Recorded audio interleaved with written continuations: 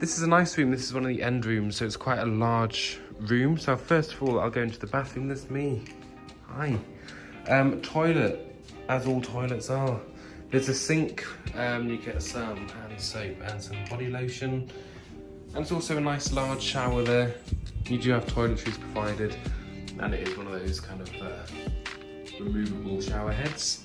There's a full-size mirror there, and you've got a couple of plugs.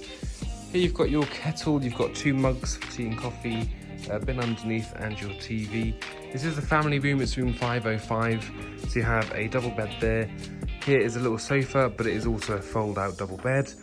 Beside your bed you have some more plug sockets, an alarm clock, and air conditioning thingy-mabob. See, all the words just going out of my head now. It's a telephone here, but with no phone numbers for who to call.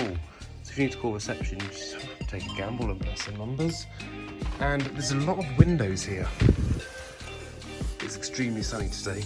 So there's that window, and there's a window behind here, which looks over there.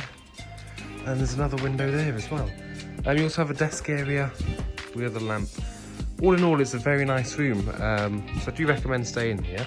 There are a couple of different options for your rooms. There was one that we stayed at on the first night of our trip. But yeah, this is the family room here at Hampton in Gatwick North Terminal.